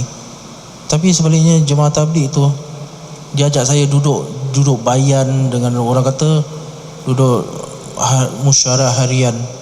Hati saya sangat tenang, tak rasa ragu-ragu, tak rasa apa-apa. Sifat saya pula, saya tak kenal tu orang ajak saya duduk masjid, saya akan cakap, kau siapa nak ajak aku ke masjid, sedangkan aku tak kenal kau. Tapi bila orang ajak saya duduk, hati saya tenang. Yang saya takut dengan orang nak tikam saya tu, tak rasa takut pun. After that, saya tu berhijrah, saya keluar 3 hari setiap sebulan, tapi masih ragu. Istiqamah jalan, cuma ragu. Bila start saya yakin Allah tu benar, Allah tu wujud, Allah tu memang hebat, kuasa. Bila saya keluar 40 hari di Palembang buat saya yakin Allah tu ada, Allah tu wujud. Kenapa saya cakap wujud? Saya sesat kat Palembang masa 3 jam lebih. Masa 3 jam lebih saya sesat tu, saya teringat sebelum saya pergi Palembang, Dil, kawan saya, Dil, ingat, niat jaga, bukan nak ajar orang islahkan diri, and ajak orang ke masjid untuk ingat Allah je, minta Allah bantu. Itu je kawan saya niat ajar saya. Bila saya sesat, saya teringat kawan saya cakap itu kan. Saya cakap dengan Allah, ya Allah, saya ingat jemaah saya ni, cerita dia macam, saya bikin ringkas saya dengan jemaah saya ni 2 Singapura plus saya 3 plus 2 tempatan. Saya suka bawa motor seorang, tak suka tumpang. Bila saya bawa seorang tu, kita dah cakap kalau sekira apa pun kita nak khususi ni tempat, kita tawakal, minta Allah bantu. Tapi kita jalan, kita tak bikin janji kalau sekira saya sesat ke temu kat ni tempat, tak ada. Dan saya pun tak tahu nak jalan macam mana. Saya naik motor, ada satu motor kilas saya pun kejar. Bila saya kejar tu, ikut nafsu syaitan, saya dah kejar, ingat dapat tu orang, saya pukul cukup-cukup. Dia kurang ajar betul lah, buat saya terkejut. Bila saya dah kejar, tak dapat tangkap kan, okey tak apa, saya lepaskan. Saya toleh belakang, jemaah saya pun tak ada. Saya tinggalkan orang. Sampaikan saya terfikir, alamak macam mana handphone pun tak ada. Tengah keluar ni, kawan saya tak kasi saya bawa handphone. Pasal apa? Bila kita bawa handphone, kita buat amalan malam ke, kita berzikir ke, atau kita solat tahajud ke, after kita beri salam kiri kanan, apa kita cari dulu? Mesti handphone, check WhatsApp atau check Facebook sekejap, baru kita doa. So kita tak dapat concentrate apa yang kita nak buat. Dari situ saya tak bawa handphone. Bila saya ada duit, saya nak beli handphone, saya pula tak ada nombor Palembang punya orang. Kawan saya tak ada. Saya tak minta pun nombor dia orang, pasal saya tak bawa handphone. Tu yang saya teringat kawan saya suruh niat, jaga niat baby. Bila saya niat tu, saya teringat saya niat saya cakap, ya Allah, aku minta mohon pada Engkau, sekiranya Engkau yang berikan aku hidayah, sekiranya Engkau yang maha kuasa, sekiranya Engkau berikan rezeki, Engkau kasih aku pulang, Kau tolonglah aku dengan keadaan sesat 3 jam lebih. Tu pelan-pelan kelemahan dalam masa berapa minit gitu, saya naik motor, tiba-tiba saya boleh ingat kawasan ni, macam saya pernah nampak, dah pernah lalu, boleh teringat. Sedangkan saya ni pelupa. Contoh pelupa sekali dah cukup, saya dah tak ingat lagi, saya lupa. Tapi ini boleh teringat semua. So pelan-pelan saya masuk satu lorong ni, saya jumpa diorang nampak saya, jemaah yang saya tinggalkan, diorang tu pekik kat saya. Saya pun terdiam je, saya tengok diorang tengok saya, diorang pekik, Fadil, mana kau pergi? Mana kau hilang? Kita ingat kau dah mati atau syahid. Saya tu apa lagi cakap, saya ketawa tunjukkan muka, macam ketawa lah. Pasal diorang tahu, orang Palembang tahu saya ketawa tak ada, macam ketawa tunjuk muka. Saya sampai saya cakap, saya nangis. Dia tanya saya, macam mana kau dapat ni jalan? Saya cakap satu je, nanti dulu aku berbual dengan kau. Aku nak ambil apa wuduk, saya tu nak sujud syukur. Bila saya sujud syukur, saya cakap satu je, ya Allah, selama ni yang aku engkar sangat, yang aku bodoh sangat, yang aku gunakan duit haram, aku ada duit mewah ke macam mana pun, aku tak ada apa-apa dalam hidup aku, kosong. Pergi balik, engkau berkuasa. Yang kaya, yang miskin pun tak boleh melawan dengan Allah, ciptaan Allah. Apa yang dia buat, kita tak boleh lawan. So saya cakap, ya Allah, aku serah bulat-bulat kat engkau. Aku dah tak mampu nak fight dengan kau. Aku tak mampu nak belaga dengan apa kau ada. Dulu aku boleh, aku tak care pasal kau, tapi kau dah berikan aku peluang, aku serahkan bulat-bulat. Dari situ saya tu start yakin saya, yang Allah tu wujud, Allah tu benar, Allah tu segala-gala ada. Bila yang mujadah dalam hidup saya, ya Allah, bila mujadah dalam hidup saya, pak mana saya tengah solat subuh kan, satu pakcik, kita dah habis solat subuh, kita kan salam antara satu sama lain. Bila saya salam antara satu sama lain, ada satu pakcik tengok saya atas bawah, pakai kopiah, pakai jubah kan, macam saya juga pakai jubah. Dia tengok atas bawah, saya ulur tangan, dia tarik tangan, macam saya ni macam ada orang jimat tertuncik kat depan saya ni sekarang. Dia tengok atas bawah, saya macam pelik. Tu dalam hati saya cakap, hina sangat ke saya yang orang bertitu? Hina sangat ke? Sampaikan gitu macam sekali. Solat ada, amalan pun ada, pergi masjid kan, tapi gitu macam sekali ke manusia hina yang ciptaan Allah? Sedangkan kita pun diciptakan Allah, Allah ciptakan kita, betul? Tapi yang keadaan saya ni titu macam Allah pun ciptakan saya juga. Hina sangat ke? Saya pun pelik sangat-sangat kan, manusia Melayu kita kan, bukan Islam, Melayu kita. Dan satu pula ustaz kan, dia cakap titu ni haram, tak boleh solat. Lillahi, tak ada nak bohong, dalam masjid. Saya cakap dah satu je, sekiranya kalau orang miskin tak ada duit nak buang titu, kalau Allah dah perintahkan 5 waktu untuk kita wajib nak kena buat, tapi kalau saya tak buat kerana semata-mata satu orang yang pasal yang cakap tak boleh solat, siapa nak tanggung dosa kita? Semua boleh tanggung dosa saya. Kalau satu orang cakap tak boleh solat, sedangkan kita ni tak ada berkuasa nak cakap kita ni apa haram ke apa, boleh tanggung dosa saya. Tu pasal saya cakap senang je, cara kesat saya satu je, kalau awak lebih ilmu tinggi, tak mungkin awak cakap macam gini. Yang orang yang tak ada ilmu tinggi selalu suka cakap macam gini kan. Ulama pernah berkata kan, ni saya share sikit lah, saya tak pandai, saya cuba-cuba ya. Jangan hiraukan orang yang bertitu pergi solat kat masjid kan, tak salah saya, betul? Tapi kita kena hiraukan yang orang yang tak bertitu tak nak masuk kat masjid. Pernah dengar kan? Bukan saya bikin cerita tau, sedangkan dah ada dah. Sedangkan satu je saya tanya, korang sedar tak yang korang ni semua, bukan korang lah, yang orang-orang ni suka hina sangat pada manusia, sedar tak yang korang ni dah sempurna dalam hidup? Korang ni mertua-tu tonggek-tonggek macam saya juga. Saya sedar, saya tak, Allah belum lagi copkan saya syurga, tapi saya sedar. Tapi korang sedar tak yang korang hina ni, korang boleh dapat apa yang korang dapat? Hina je. Cubalah apa sangka baik kepada orang kan. Islam, tanggungjawab mana Islam? Selalu cakap anak bini aku ni nak ngasih makan, rumah tangga. Tapi sebagai orang Islam tu mana tanggungjawab sebagai betul-betulnya orang Islam? Kesian kepada yang orang yang tepi jalan macam saya ni, bertitu.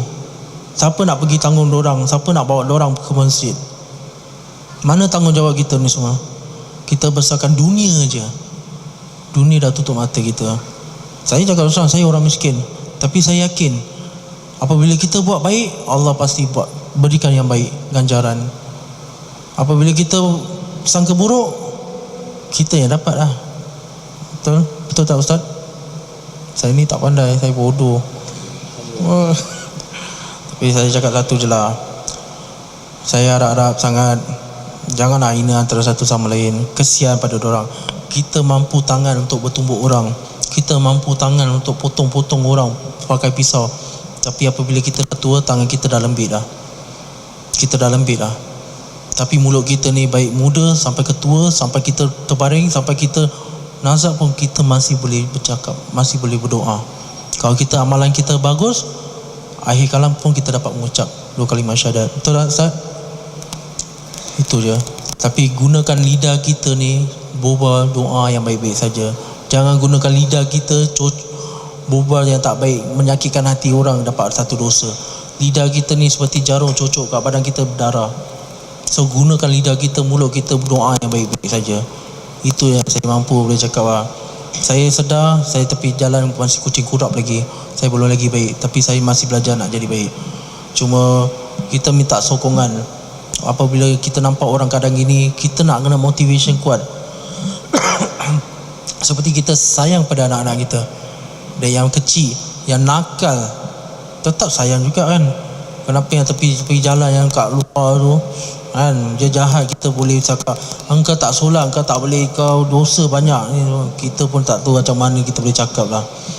Mulut ni memang hebat sangat lah. Kalau hebat, baik terus. Bila hebat yang mulut ngumpat berterus, manusia kan. InsyaAllah. Itu je lah saya boleh share. Saya tak pandai. Apa pesanan untuk anak muda sikit? Ini memang harus nak cakap. Satu je lah kepada abang ke adik ke macam, siapa nak ikut langkah saya?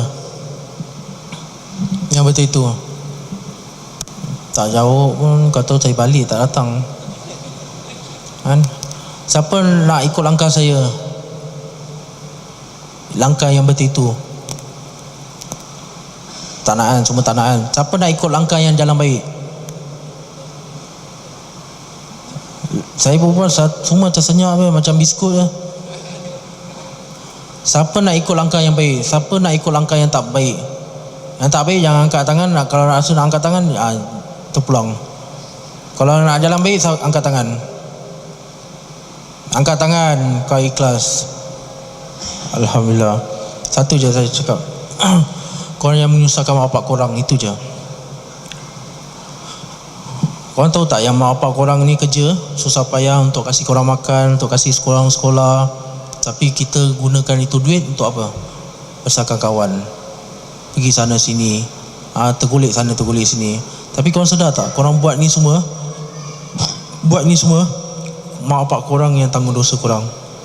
Korang sedar tak, yang korang buat ni semua, hati mak bapak kita senang tak? Korang sedar tak, yang korang buat ni semua, mak bapak kita ni boleh jatuh sakit. Sedar tak? Assalamualaikum. Sedar tak? Sedar kan? Korang sayang mak bapak korang tak? Dan jadi baik. Kalau korang rasa kawan korang yang betul, dia tak akan ajak yang benda yang tak betul. Dia mesti ajak yang benda baik. Macam contoh ni sekarang datang masjid, bagus lah. Kawan, kalau betul kawan, dia tak akan musnahkan kita. Dia tiasa berbual baik-baik, ajak kebaikan, tolong kebajikan ke apa yang patut. Kecil-kecil tolong cuci pinggan mangkuk kat dalam masjid. Oh bagus, Allah suka. Dari kita buat yang tak baik, siapa dapat dosa? Siapa dapat dosa? Dapat dosa kan? Korang nak ikut langkah saya, menyusahkan mak bapak. Mak saya dengan kaki sakit, sakat ziarah saya kat penjara, semata-mata apa? Sayang pada anak. Tapi kita sayang mak bapak kita tak? Sayang. Kalau sayang, korang dengar tak? Confirm. Allah nampak tau. Saya tak nampak, tapi confirm. Jangan senyum-senyum. Kurang ajar tak? Kurang ajar? Kurang ajar juga kan? Ke tak kurang ajar? Okey, tak apa, tak kisah. Important satu je. First thing, kita buat baik kerana Allah. Kita sayang mak kita pun kerana Allah. Kita kerja pun kerana kerana Allah. Untuk bantu mak bapak kita. Jadi kita jangan susahkan mak bapak kita. Kita kesiankan mak bapak kita yang susah payah untuk besarkan kita, kasih makan, kasih ini semua. Tapi korang satu balas yang tak baik korang kasih. Jangan ikut langkah macam saya, menyusahkan mak saya dari umur saya 12 tahun sampai ke 27 tahun. Korang nak ikut langkah saya? Tak nak kan? Korang nak masuk penjara? Kalau korang masuk penjara, kalau satu hari korang masuk penjara, mak bapak kita meninggal, sedih tak sedih? Kau nak gitu? Dan teruskan niat yang baik, teruskan je. Niat yang baik bukan untuk kawan, niat yang baik untuk Allah je. Boleh buat? Tak dengar? Tak dengar? Okey, alhamdulillah. Mudah-mudahan korang teruskan. Janji tak janji? InsyaAllah. Okey, alhamdulillah.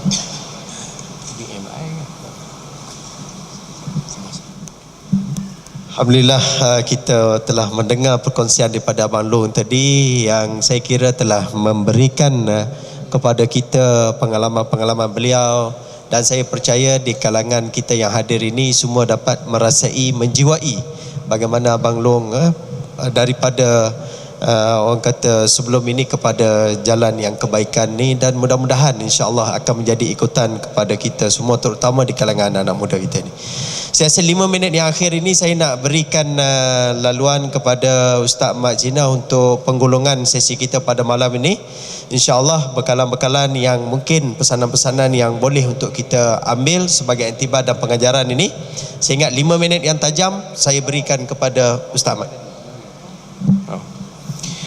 Baik, terima kasih kepada Fadil Moderator, Tuan Nazir kita, Fadil Abang Long Fadil kita, tuan-tuan perempuan yang masih setia istiqamah dengan majlis ilmu pada malam ini, rahimahullah, mudah-mudahan dirahmati Allah sekalian.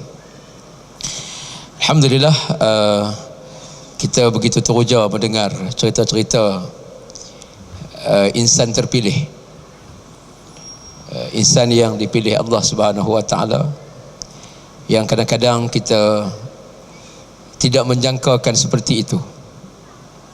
Tetapi inilah pilihan Allah. Yahdi man yasha, Allah Ta'ala boleh pilih kepada sesiapa sahaja yang Allah kehendaki. Insan yang bersama dengan Nabi, yang memayungi Nabi, yang menjaga Nabi. Siapa dia tuan-tuan? Yang mati dalam keadaan tidak sempat mengucapkan 2 kalimah syahadah. Siapa? Bapa saudara Nabi, nama apa? Semua sedia maklum. Nabi menangis kerana Nabi tidak dapat menyelamatkan insan yang paling dia sayang. Setelah kewafatan ayahnya, dia tak kenal ayahnya, ibunya lahirkan beliau, baginda, dan baginda tidak sempat membesar dalam dakapan seorang ibu, meninggal dunia. Allah Ta'ala turunkan ayat, innaka la tahdi man ahbabta walakinnallaha yahdi man yasha. Kamu tidak boleh untuk nak memberikan hidayah kepada sesiapa pun. Sebab tu kita tengok tak pelik, anak imam anak jadi lain, mufti anak dia jadi lain, tidak jadi mufti anak jadi macam-macam. Tetapi yakinlah tuan-tuan yang dirahmati Allah sekalian, insya-Allah kita sebagai seorang ayah, kita sebagai seorang anak, kita sebagai seorang apa sekalipun status kita, insya-Allah bila kita bersama dengan majlis ilmu, kalau sebagai seorang ayah, saya pesan sangat-sangat didik anak-anak dengan agama. InsyaAllah. Saya ada 6 orang anak, 4 orang sedang hafal Quran, seorang belajar di sekolah jenis kebangsaan Cina darjah 6, dan insyaAllah tahun depan dia akan sambung ke tahfiz juga. Yang seorang lagi masih baby berusia 2 tahun setengah. Pada saya mudah aja hantar anak ke sekolah rendah ni untuk darjah 1, darjah 2, darjah 3, untuk dia kenal baca, untuk dia kenal tulis, untuk dia boleh membaca. Dia kenal ABC, dia boleh baca, boleh tulis. Baki lagi tak apa, kita hantar anak ke tahfiz dulu biar dia hafizul Quran. Saya jumpa ramai tuan-tuan budak umur 13 tahun Al-Fatihah lintang pukang. Saya jumpa ramai budak-budak begitu yang tak tahu salat, tak tahu Allahu Akbar. Saya pun tak boleh bayang, apatah lagi dengan zaman yang ada pada hari ini, smartphone yang ada pada hari ini tuan-tuan. Saya tengok kawan-kawan yang nakal ni pernah hantar pada saya, dia kata, Ustaz, apa nak jadi dengan generasi yang akan datang. Hari ini tuan-tuan sampai satu tahap selfie, bukan dia selfie muka dia, dia selfie separuh badan dia, perempuan. selfie separuh bogel. Bahkan ada yang selfie dalam keadaan berbogel. Dia orang hantar ni, ustaz, cuba tengok ni apa nak jadi dengan generasi akan datang, remaja-remaja kita pada hari ini. Ini yang sangat kita bimbang. Dengan keadaan yang ada, dengan suasana yang ada pada hari ini. Sebab itu tidak ada cara lain, mesti kita guna channel agama. Carilah tuan-tuan, bercambah majlis-majlis ilmu yang ada. Banyaknya tumbuh macam cendawan sekolah-sekolah tahfiz, sekolah-sekolah pendidikan agama, yang insya-Allah kita yakin insya-Allah bila kita berpegang dengan agama, insya-Allah aslim taslam, hiduplah kamu cara agama, Islamlah kamu, nescaya kamu akan selamat. Kita akan selamat di dunia dan kita akan selamat di akhirat nanti. Baik tuan-tuan yang dirahmati Allah sekalian, alhamdulillah malam ini kita berada di pusingan yang terakhir. Saya kira Abang Long telah bagi pesanan pada adik-adik yang sedang meningkat remaja, yang sedang bakal menjadi pemimpin masa depan negara, adik-adik yang akan menjadi ibu ayah pula suatu hari nanti. Maka insya-Allah kita pegang sungguh-sungguh sedikit nasihat dan pengajaran yang disampaikan, pengalaman, iktibar. Kita tak ada, saya juga pernah tanya Balong, tanya pelajar-pelajar, siapa yang nak pergi ke syurga? Tanya pelajar sekolah rendah. Siapa yang nak pergi ke neraka? Tak ada siapa pun yang angkat tangan. Ada siapa yang nak pergi ke syurga?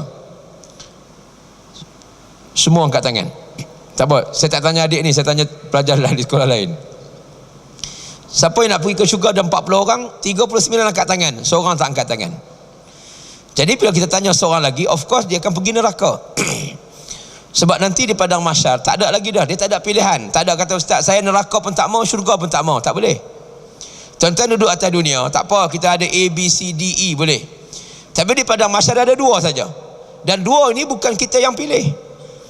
Bukan kita yang pilih. Dua ini daripada dunia. Daripada kita mati, masuk kubur, situ kita dapat dah dua. Tak ada pilihan. Tidak ada jawapan objektif, tidak ada jawapan subjektif, tak ada. Bukan berdasarkan ilmu, bukan berdasarkan pengalaman, tetapi berdasarkan kepada amalan. Amalan yang kita nak bawa pada hari ini, yang kita dah buat hari ini, yang kita datang majlis ilmu, yang kita hormati ibu ayah, yang kita dengar cakap ibu ayah, yang kita mai buat baik khidmat di masjid. Abang Long kata mai basuh pinggan di masjid, mai cuci-cuci apa yang patut. Kita ada tuan imam, kita ada Tok Bilal, kita ada Tok Siak, kita ada pegawai masjid, tapi kita nak bantu juga. Segala apa kebaikan yang kita dah buat selama ini, wa tammim taqsirana ya Allah, ya Allah sempurnakan segala kekurangan yang telah kami lakukan sebelum daripada ini ya Allah. Maka tuan-tuan yang dirahmati Allah sekalian, maka segala kebaikan yang kita buat ini, dia akan membalas, yang dia akan dibalas di pada hari pembalasan di padang mahsyar nanti. Kan? Apa saja kebaikan yang kita buat, pastinya kita akan dijemput. Kita percaya ataupun tidak, kita akan mati bertemu dengan Allah Subhanahu wa taala. Baik, dalam hadis yang saya sebutkan tadi, kata Nabi SAW, ya ayuhan nas, hai sekalian manusia, afsyus salam, tebarkan salam. Man ya'rif wa man lam ya'rif. Sama ada orang yang kamu kenal ataupun yang kamu tidak kenal, bagi salam. Jumpa siapa pun dia, bagi salam. Kadang-kadang kita malu tuan-tuan, kita isi minyak di Petronas, yang tukang jaga pam ataupun dia panggil apa ya, pam attendant ni, nampak je kita assalamualaikum, dia bagi salam. Allahu akbar, dia bagi salam dulu, patut kita bagi salam pada dia. Dia diajar begitu. Kita jawab waalaikumsalam, insya-Allah dia pun dapat pahala. Kita ucap salam sejahtera kepada dia, dan dia pun ucap salam sejahtera kepada kita. Ini ajaran Islam. Kalau kita jumpa orang, kita kata ni hao, itu tak ada makna. Ni hao ma, tak ada makna, tak jadi apa. Tapi insya-Allah kalau jumpa assalamualaikum, kan, dan dia pun jawab pula salam, maka masya-Allah interaksi yang baik, doa mendoakan kesejahteraan di antara satu dengan yang lain. Yang keduanya, at'imut ta'am, bagi orang makan. Jamulah kita yang berkemampuan, kita bagi orang makan. Ada satu pandangan, dia kata, ustaz, kalau boleh kita kurangkan budaya buat jamuan hari terbuka, rumah terbuka ni. Saya kata, pasal apa cikgu? Dia kata, kalau boleh lah, dia kata kalau boleh adjust sikit bajet yang kita ada itu, alangkah baiknya kita bagi pada umat Islam di Palestin. Kita bagi pada umat Islam di Syria. Kita bantu umat Islam yang kesejukan di Syria. Kita bantu umat Islam yang dibunuh, dibakar di Rohingya, di Myanmar. Saya pergi sendiri tuan-tuan, tengok macam mana kedahsyatan bagaimana Rakhine membunuh umat Islam di Myanmar. Yang terbaru beberapa bulan yang lepas, mereka bukan sekadar mereka bakar satu kampung, mereka bukan sekadar bakar satu rumah, tetapi mereka kerak dulu, dihimpun dalam satu rumah, dipotong kaki anak-anak kecil, daripada yang kecil lahir 7 hari, 7 bulan, 7 tahun, sampai kepada yang berusia 70-80 tahun, dipotong kaki mereka, dibiarkan mereka meraung kesakitan, akhirnya dibakar rumah itu hidup-hidup, mati semuanya. Yang dilemparkan, ditarik mereka bot ke dalam laut, ke tengah laut, dicabut enjin, dicambik makanan, diambil minuman, dibiarkan tengah laut, tak tahu nak pergi ke mana. Ini yang berlaku tuan-tuan yang dirahmati Allah sekalian. Maka Nabi galakkan kita untuk at'imut ta'am, bagi orang makan. Bagilah kepada siapa pun yang kita berkemampuan. Mudah-mudahan dia akan dirahmati Allah Subhanahu wa taala. Yang ketiga, wasilul arham, hubungkan silaturahmi. Hubungkan. Yang dekat didekatkan, yang jauh didekatkan. Kita ucapkan, jangan kita cari gaduh lagi. Kalau kita ada saudara mara, ada adik-beradik dan sebagainya, kita cuba hubung semampu dan seboleh yang mungkin. Ada open house begini, kita cuba hadir, merapatkan hubungan silaturahmi dan sebagainya, insya-Allah dikira sebagai amal kebajikan di sisi Allah.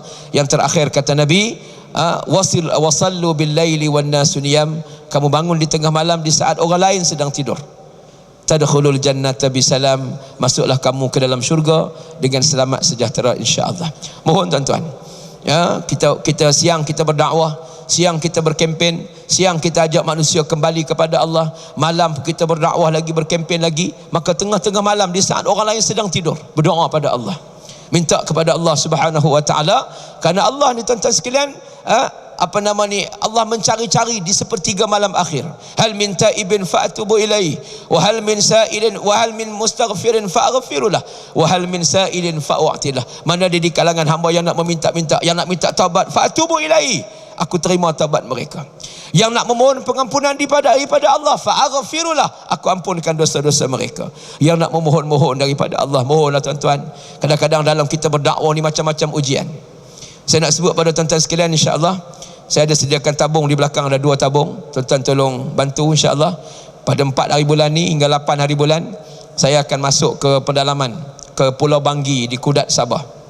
Pulau Banggi ni jauh tuan-tuan. Pulau Banggi pulau yang terbesar di Malaysia, tapi tidak dibangunkan di Sabah, di Kudat. Nanti saya nak bawa Abang Long pergi sekali.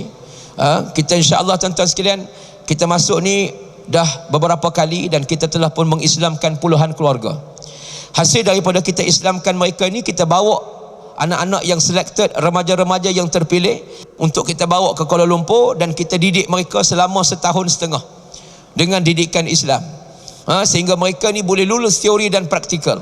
Mereka ni boleh baca Quran, mereka boleh jadi imam, mereka boleh uruskan jenazah, mereka boleh buat pengislaman, mereka boleh ajar orang lain basic agama fardu ain.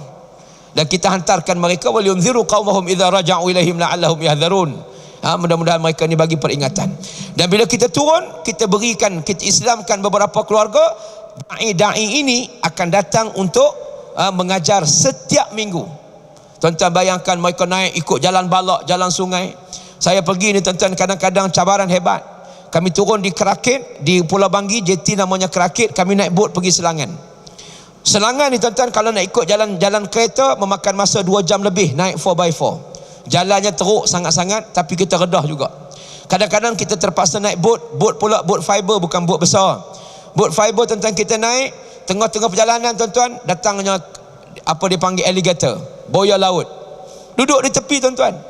Kita tanya pakcik yang bawa, pakcik ni macam mana ni, sahabat sebelah ni? Dia kata tak apa ustaz, dia pun makhluk Tuhan juga, dia pun nak buat kerja dakwah juga. Kita dengar macam sedap, tapi hati dudap. Tak gila tuan-tuan kan? Ni boya duduk tepi ni tuan-tuan.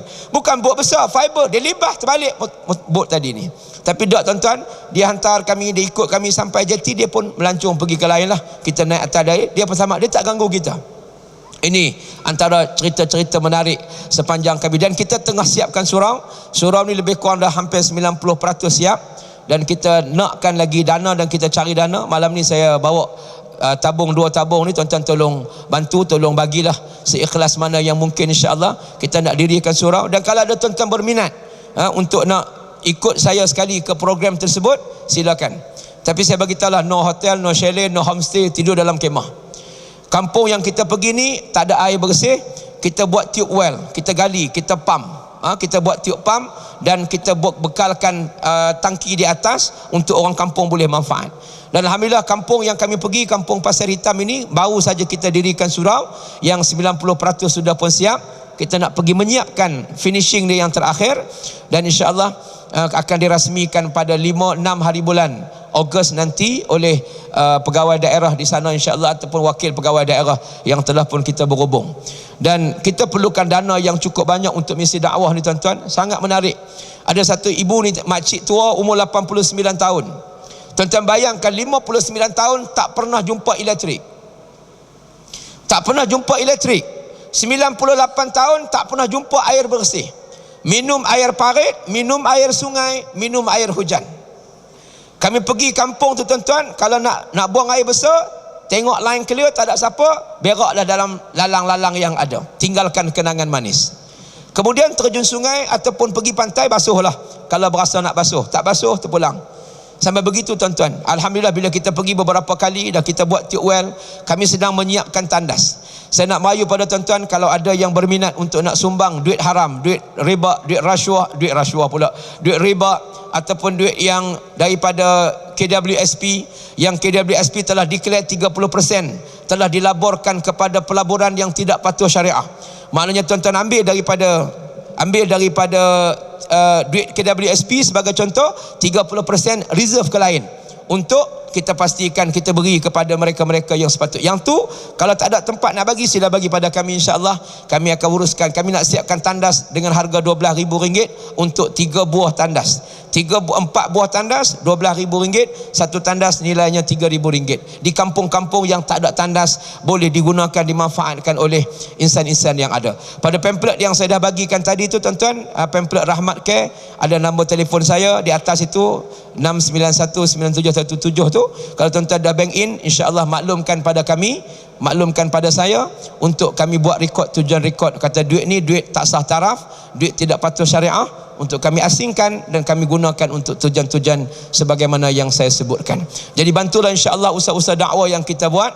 Dan kalau ada yang berminat juga nak pergi next trip ini, insya-Allah ke Pulau Mabul, ke Long Busang, ke Ulu Pakan di Sarawak. Saya ada pengalaman, kita Islamkan 39 pintu, tuan-tuan. Rumah panjang tu 39, ada 40 pintu, 39 pintu peluk Islam. Allahu Akbar. Bila seminggu kami balik, seminggu kemudian datang Kristian, nak counter balik, nak Kristiankan balik, satu pintu saja. Maknanya 38 pintu istiqamah, konsisten dengan agama Islam.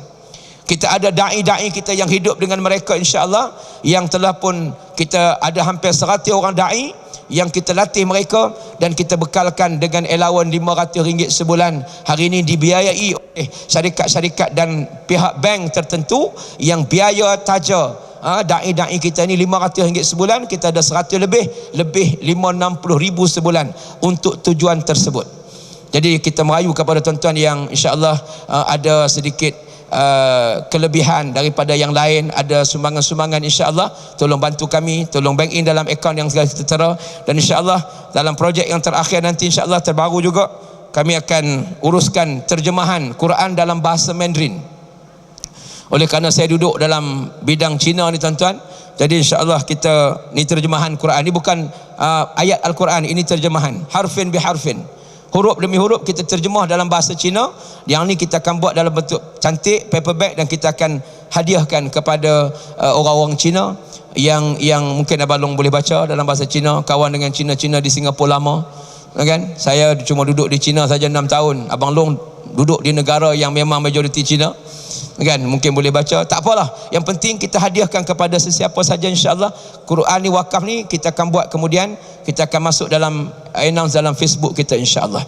Jadi itulah yang boleh saya kongsikan bersama pada malam yang mulia ini. Mudah-mudahan Allah Taala berikan keampunan pada kita, Allah ampunkan dosa-dosa kita.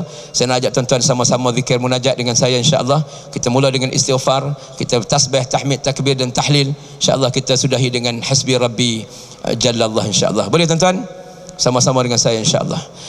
Astaghfirullahal azim alladzi la